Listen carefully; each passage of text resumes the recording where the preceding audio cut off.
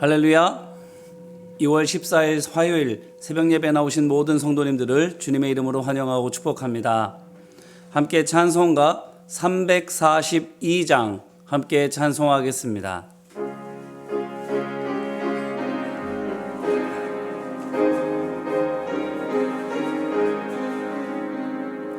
너 시험을 당해 죄 짓지 말고 너 용기를 다해 곧 물리치라. 너 시험을 이겨 새 힘을 얻고 주 예수를 믿어 늘 승리하라. 우리 구주의 힘과 그의 위로를 빌라. 주님 내 편에 서서 항상 도우시니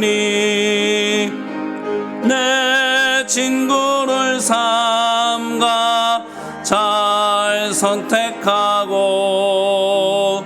너 원행을 삼가 늘 조심하라.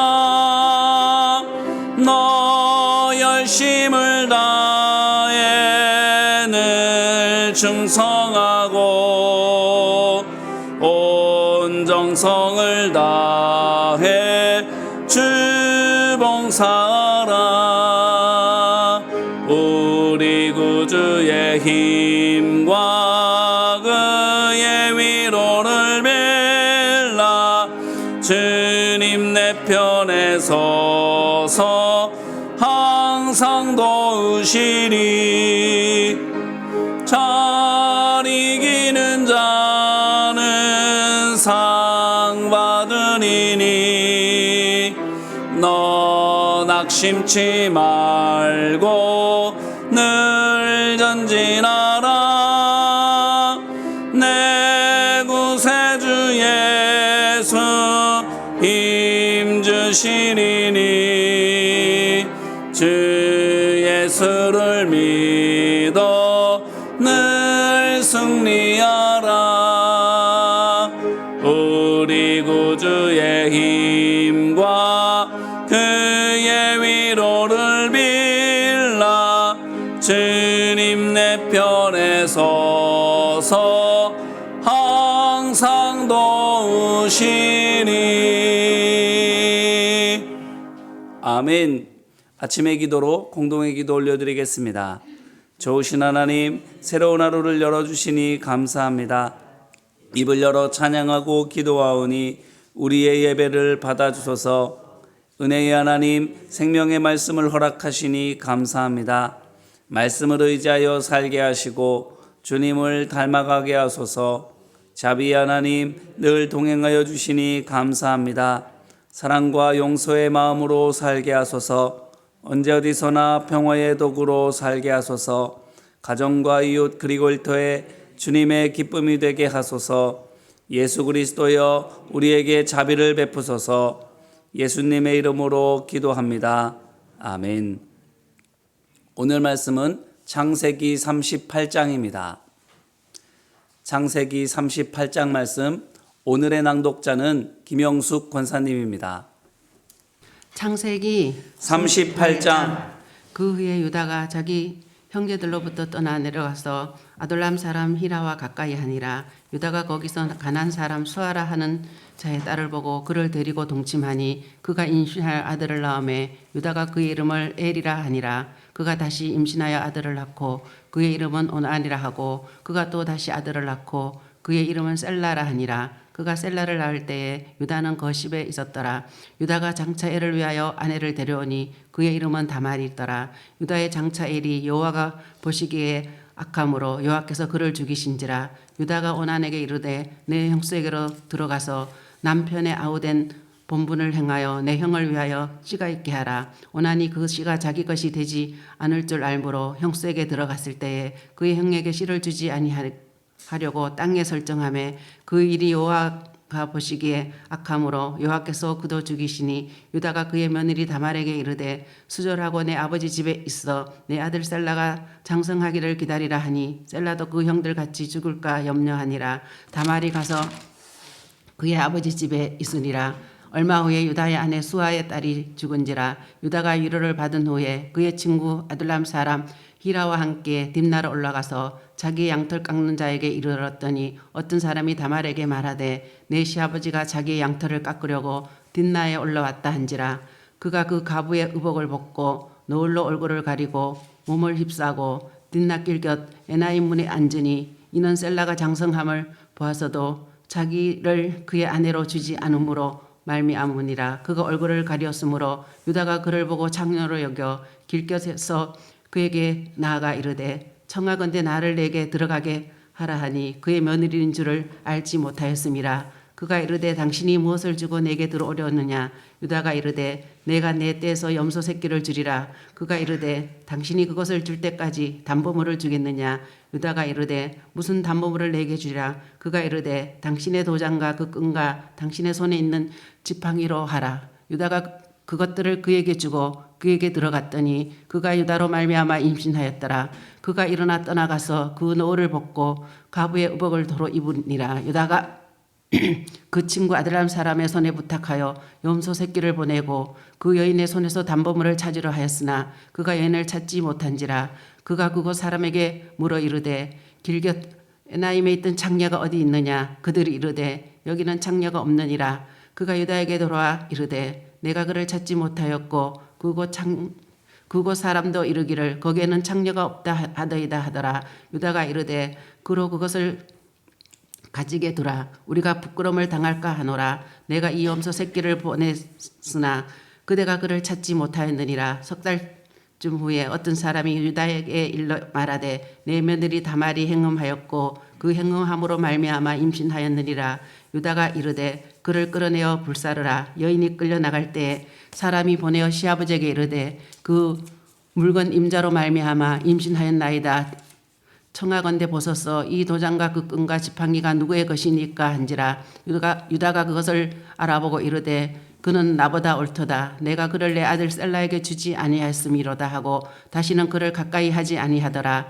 해산할 때에 보니 쌍태라. 해산할 때에 손이 나오는지라. 산파가 이르되 이는 먼저 나온 자라 하고 홍색 실을 가져다가 그 손에 메었더니 그 손을 도로 들이며 그의 아우가 나온지라. 산파가 이르되 내가 어찌하여 터뜨리고 나오느냐 하였으므로 그 이름을 베네스라 불렀고 그의 형 곧 손에 홍실 있는 자가 튀어나오니 그의 이름을 셀라라 불렀더라. 아멘.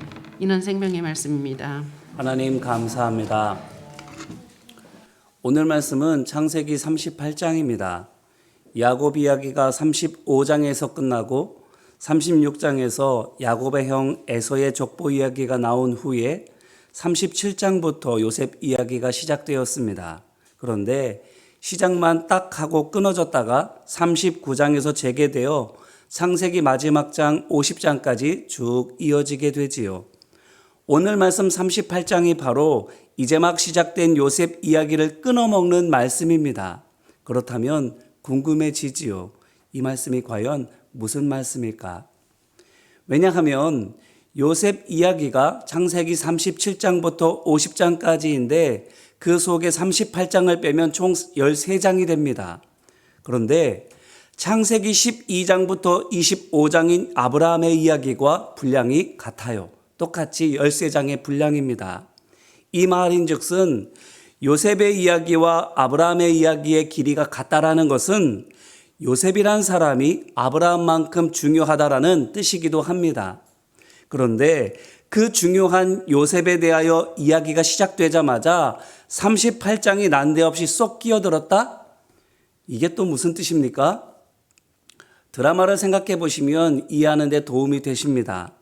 주인공의 이야기가 흥미롭게 진행이 되면서 점점 절정으로 치닫다가 뜬금없이 주인공의 과거 이야기가 나오든 주인공의 주변 인물들 이야기가 나오든 하는 경우들을 보게 되는데 이유가 두 가지입니다. 하나는 계속 긴장해 있다가 절정을 맞으면 절정의 반감이 그만큼 줄어드니까 잠깐 긴장을 풀어주기 위해서지요. 둘째는 이야기의 전개에 꼭 필요한 복선을 깔기 위함이기도 합니다. 오늘 말씀 38장은 후자에 속합니다. 당연하지요. 이야기가 보통은 발단, 전개, 위기, 절정, 결말 이런 순으로 되어져 있는데 38장 말씀이 요셉 이야기의 발단 바로 다음에 나오지 않습니까? 위기다운 위기는 시작도 하지 않은 거지요. 그러니 38장이 긴장을 풀어주는 용도로 쓰여지는 것은 아니라는 것을 우리가 알 수 있습니다. 그럼 뭐겠어요? 복선을 위한 것이지요. 어떤 이야기를 위한 복선일까요? 오늘 말씀을 보면서 함께 살펴보기를 바랍니다. 오늘 말씀을 보실까요? 낭독을 통해서 들으신 것처럼 이 이야기 레아의 소생이자 야곱의 넷째 아들 유다에 관한 이야기입니다. 그런데 시작부터가 가관입니다. 1절 말씀, 형제들로부터 떠나서 아둘람 사람 히라와 가까이 하니라 이렇게 말하고 있고 2절에서도 가나안 사람 수아라 하는 자의 딸을 보고 그를 데리고 동침하니 이렇게 말해주고 있습니다. 무슨 말이에요? 야곱의 넷째 아들 유다가 부모 형제를 떠나서 어딘가로 갔는데 거기가 어딘가 하니 그가 가까이 한 사람이 아둘람 사람인 것을 통해서 볼 때에 아둘람이라는 곳으로 갔음을 우리가 알 수 있습니다. 아둘람이라고 하는 것은 지금 그의 아버지와 형제들이 살고 있는 헤브론의 북쪽에 있고 따라서 가나안 땅의 중심에 더 안쪽으로 들어간 곳입니다. 그렇기 때문에 유다가 헤브론을 떠나 아둘람으로 갔다라고 하는 것은 단지 지리적인 이동, 곧 그가 가나안 땅 변방에서 가나안 땅 중심으로 더 들어갔다라는 것을 뜻하는 것이 아닙니다. 영적인 이동을 뜻하는 거예요. 그가 하나님의 법에 따라서 세상을 거스르는 아버지의 믿음을 버리고 세상의 법에 따라서 세상 즐거움을 추구하는 가나안 사람들의 믿음을 더 가까이 하며 다가가게 되었음을 말해주고 있는 겁니다. 그래요. 지금 유다가 하고 있는 이것, 이스마엘이 걸렸었고 에서도 걸렸었던 병인데 어떤 병이냐 하면 영적 청개구리 병입니다. 그거를 유다도 걸린 거예요. 유다만 그런 거는 아닙니다. 야곱의 아들들을 보게 되면 아기인 베냐민과 요셉을 빼고는 다 그랬어요. 왜 요셉만 예외인가 하면 어제 말씀 37장 2절 말씀을 보니 후반부에 그가 그들의 잘못을 아버지에게 말하더라라는 것을 통해서 우리는 알 수 있습니다. 요셉뿐인 거예요. 형들과 반대로 하는 아들이. 믿음의 족속, 하나님의 백성인 아버지가 눈으로 보기에 죄짓지 않는 아들은 요셉 하나밖에 없었다라는 거예요. 야곱의 아들들, 베냐민과 요셉을 제외한 10명의 아들들이 똑같이 영적 청개구리 병에 걸린 겁니다. 그런데 누가 가장 청개구리일까요? 10명의 청개구리 아들들 중에서 유다가 제일 청개구리인 겁니까? 그렇기 때문에 오늘 말씀 10명의 형제들 중에서 유독 38장 말씀이 유다의 이야기만을 언급하고 있는데 그것이 바로 그 때문입니까? 결론부터 말씀드리면 예, 그렇습니다. 유다가 10명의 청개구리 아들 중에서 가장 청개구리입니다. 왜 그런가 보실까요? 어제 말씀 38장인데 한번 보세요. 아버지의 명을 받아서 요셉이 형들을 찾아가죠. 요셉이 오는 것이 보이니까 형들이 똑같이 뭐라고 합니까? 죽이자 이럽니다. 37장 20절 말씀을 보니 죽인 후에 마치 들짐승에게 죽임을 당한 것처럼 꾸미자라고 나름 그럴듯한 시나리오도 짭니다. 다 같이. 그런데 그때 맏형 르우벤이 한 발 빼지요. 21절 22절에 있는 것처럼 겁만 주고 죽이지는 말자 이럽니다. 그렇게 르우벤이 형 동생들을 설득하고 있는데 그때 요셉이 마침 도착하는 거예요. 결과가 무엇이죠?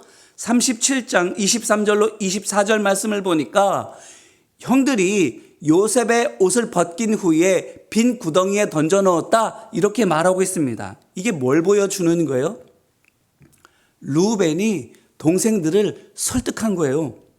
르우벤의 설득이 통한 겁니다. 그러니까 죽이지 않고 그저 빈 구덩이에만 던져 넣는 걸로 끝나는 거예요. 그런데 르우벤이 잠깐 자리를 비운 사이에 어떤 일이 벌어지는가 하면 애굽으로 가는 상인들이 마침 그곳을 지나가고 있었는데 유다가 그것을 보고는 형제들에게 말하는 거예요. 26절로 27절 말씀입니다. 자, 그를 이스마엘 사람들에게 팔고 그에게 우리 손을 대지 말자. 그는 우리의 동생이요 우리의 혈육이니라. 이렇게 말하는 거예요. 무슨 말입니까?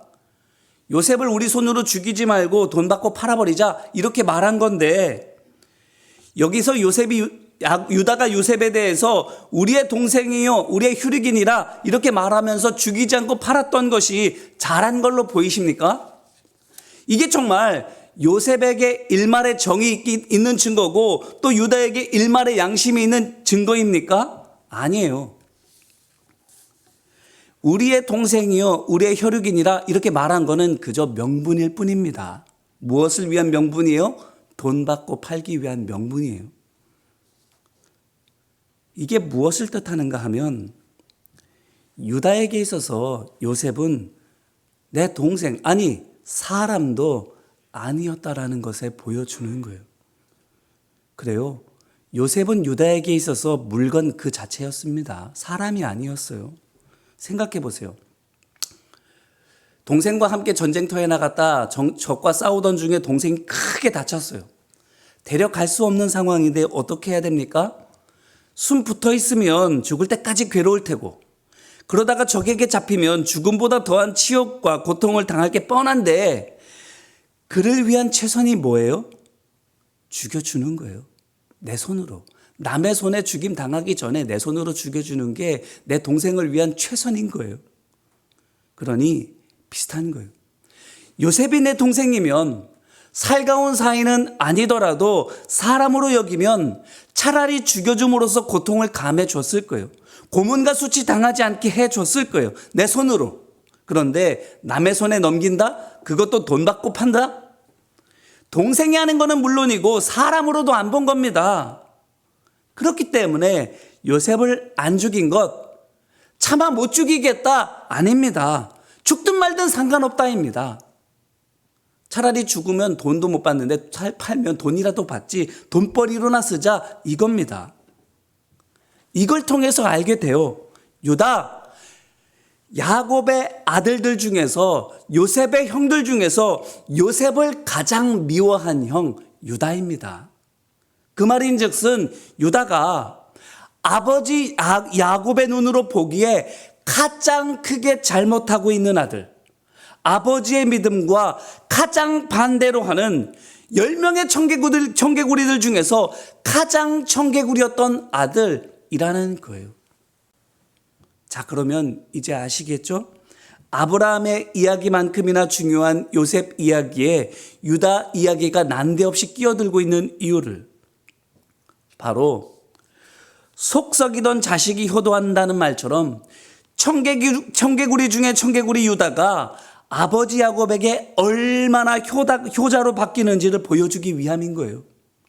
형제들 중에서 가장 탕자였던 유다가 어떻게 큰형 르우벤을 제치고 믿음의 족속 하나님의 백성 제4대인 야곱의 후계자가 되는지를 보여주기 위함이에요. 이후 이어질 요셉 이야기에서 유다가 얼마나 큰 역할을 하게 될지를 보여주기 위함인 거예요.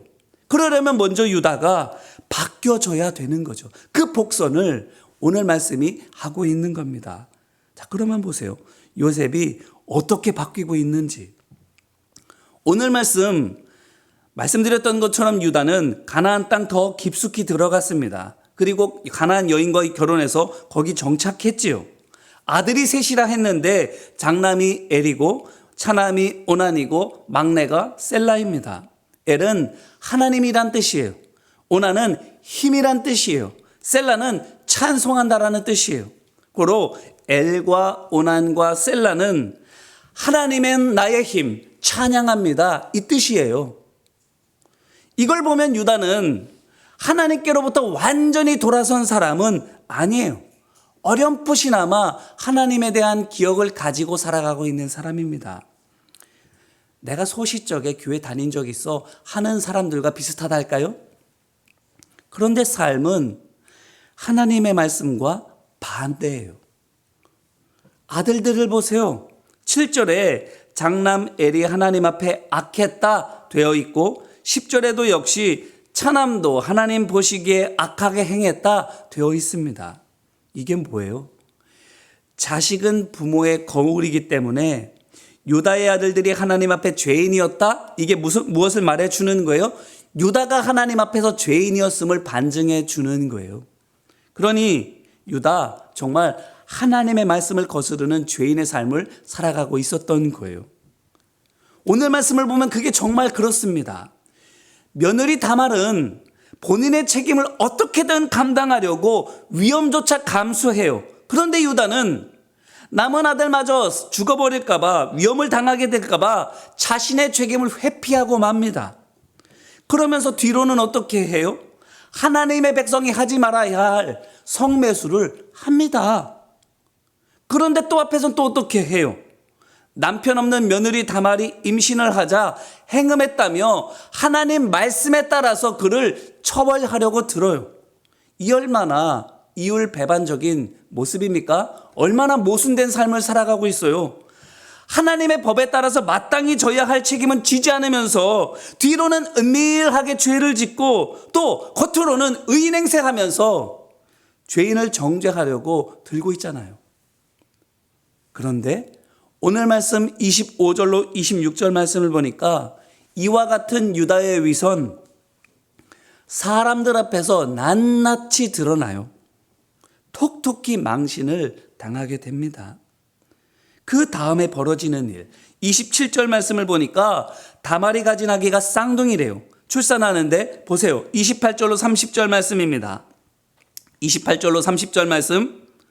해산할 때에 손이 나오는지라 산파가 이르되 이는 먼저 나온 자라 하고 홍색 실을 가져다가 그 손에 메었더니 그 손을 도로 들이며 그의 아우가 나오는지라 산파가 이르되 내가 어찌하여 터뜨리고 나오느냐 하였으므로 그 이름을 베레스라 불렀고 그의 형 곧 손에 홍색실 있는 자가 뒤에 나오니 그의 이름을 세라라 불렀더라. 아멘.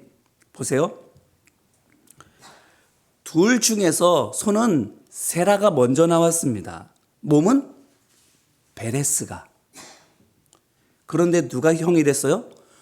손에 맨 실 때문에 손 먼저 나왔던 세라가 형이 됐어요.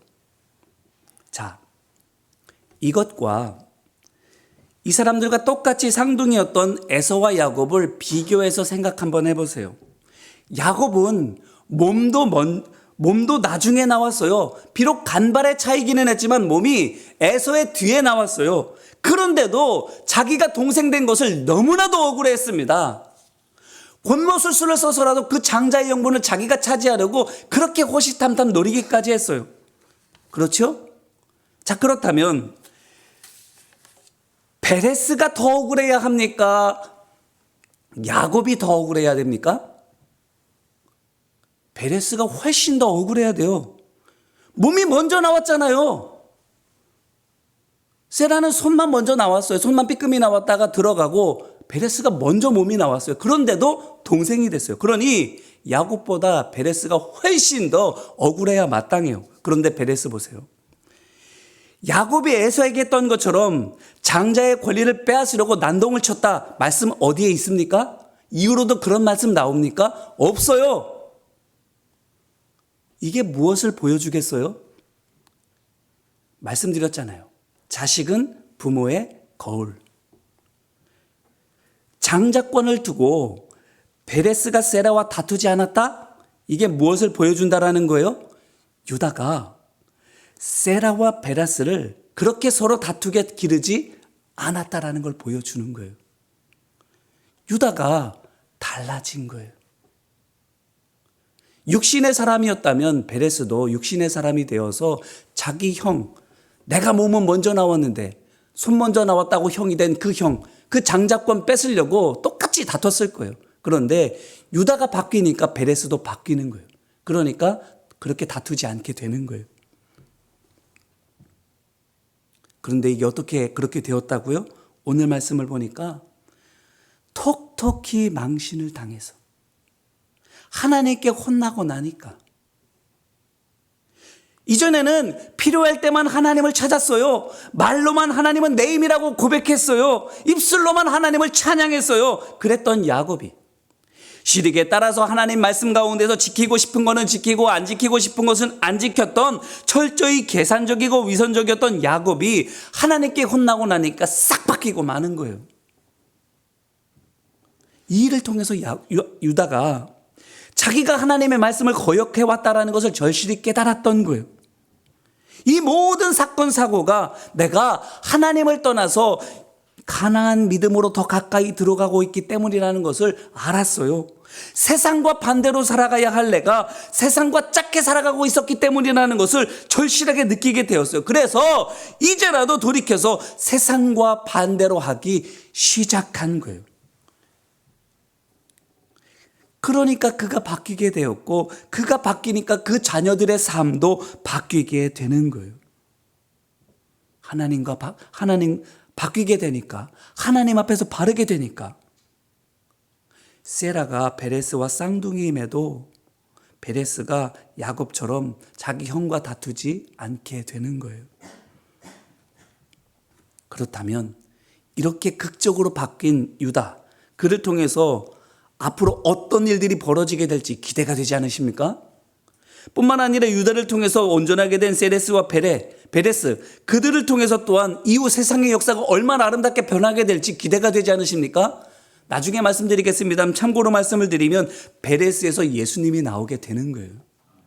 엄청난 세상의 역사가 바뀌는 일이 여기서 벌어지고 있는 거예요. 이제 말씀으로 우리 자신을 돌아보기를 바라요. 어떻습니까? 우리는 하나님의 존재를 인정하고 하나님께 도와달라고 기도도 하고 원하는 것을 얻으면 감사헌금도 드리는데 득이 된다 싶은 말씀은 지키고 손해된다 여겨지는 말씀을 안 지킨다면 내로남불같이 내 죄는 가볍게 여기고 다른 사람들의 죄는 크게 보며 정죄하려 든다면 우리가 바로 유다입니다. 그렇게 살아가게 되면 하나님을 아는 것 같아 보이지만 세상과 점점 더 가까이 하는 삶을 살게 되고 그와 같은 삶을 살고 살다 보면 내 자녀들의 삶도 나와 함께하는 사람들의 삶도 세상 사람들과 똑같은 모습으로 살아갈 수밖에 없는 거예요. 그렇다면 하나님께서 어떻게 하시겠어요? 오늘 말씀에서 유다에게 하신 것처럼 언젠가 우리에게도 감춰진 위선이 낱낱이 드러나게 하실 거예요. 미워서가 아닙니다. 그렇게까지 해서라도 깨닫고 돌이키게 하시기 위함인 거예요. 다시 하나님의 말씀으로 돌아와서 말씀 따라 세상을 거슬러 살아가면서 세라와 베레스 같은 믿음의 열매가 우리 삶에 맺히도록 하기 위함이에요. 뿐만 아니라 요셉이 하나님의 역사를 완성하고 야곱의 집이 온전히 회복되는 데에 유다가 크게 기여할 수 있었던 것처럼 우리를 쳐서 깨닫게 하심으로 말미암아 우리를 통해서 하나님의 뜻이 이 땅에 이루어지고 우리 믿음의 공동체가 온전히 회복시키기 위함인 거예요. 그 일을 위해서 우리를 사용하시기 위해서 우리를 혼내셔서라도 망신을 줘서라도 깨달아 돌이키게 하시기 위함입니다. 그러므로 혹여라도 말씀으로부터 멀어지고 있다면 하나님 안에 있는 것처럼 보여지지만 실은 하나님의 말씀을 벗어나 있다면 내로남불, 위선적인 믿음이라면 오늘 기쁜 일뿐만 아니라 아픈 일을 통해서도 우리를 향하신 하나님의 마음을 깨달으시기를 주님의 이름으로 기원합니다. 깨닫고 바뀜으로 말미암아 바뀌는 근거는 그저 나 한 사람일 뿐인데 내 자녀들이 바뀌는 역사가 있고 내 가정이 달라지는 역사가 있고 우리 믿음의 공동체의 역사가 완전히 뒤바뀌어지는 놀라운 역사가 있는 이 놀라운 역사의 주인공이 되시기를 오늘 그 일이 이루어지게 되시기를 주님의 이름으로 축원합니다. 같이 기도하겠습니다. 은혜와 사랑 많으신 아버지 하나님, 난데없이 끼어든 사족 같은 이야기지만 이 유다의 이야기를 통해서 하나님께서 이 유다를 통해서 얼마나 큰 일을 계획하고 계시는지를 보여주십니다. 그 일을 위해서 유다가 완전히 바뀌어져야 되기 때문에 오늘 일들을 통해서 청개구리 중에 청개구리, 하나님과 아버지 보시기에 가장 말썽 부리는 죄인 아들 유다가 어떻게 극적으로 바뀌게 되는지를 보여주십니다. 주님, 그렇게 해서라도 우리를 바꾸어 주실 줄로 믿습니다. 오늘 하루 우리가 설령 기쁜 일뿐 아니라 어렵고 힘든 일을 만난다 할지라도 세상 사람들처럼 재수없다 여기거나 믿지 않는 사람들처럼 점집을 찾아가고 사람들에게 의견을 구하는 것이 아닌 그것이 나로 하여금 깨닫고 돌이키게 하기 원하시는 하나님의 뜻인 것을 기억하고 하나님의 마음을 찾는 우리 되게 하여 주옵소서. 하나님 앞에서 우리가 하나님의 말씀을 어떻게 벗어난 것이 있는지를 돌아보게 하여 주셔서 깨닫고 돌이켜 하나님의 말씀을 따라서 세상과 반대로 살아가는 우리 되게 할 수 있도록 주님 도우시고 인도하여 주옵소서. 바뀌어지게 하여 주시고 달라지게 하여 주시옵시고 거듭나게 하여 주셔서 우리를 통해서 이후에 우리의 가정이 우리의 삶이 우리를 통해서 세상의 역사가 바뀌어지는 이 유다의 은총이 우리의 삶에 이루어질 수 있도록 아버지 하나님 함께하여 주시옵소서. 이 마음으로 주님 앞에 헌금 올려드립니다. 시간을 내어드립니다. 장소를 내어드립니다. 하나님 앞에 결단하며 우리의 삶을 온전히 맡겨드리오미 깨닫고 거슬러 세상을 올라가는 우리 믿음의 사람들을 통해서 하나님 역사하여 주옵소서. 하나님의 능력 나타날 수 있도록 인도하여 주시옵소서.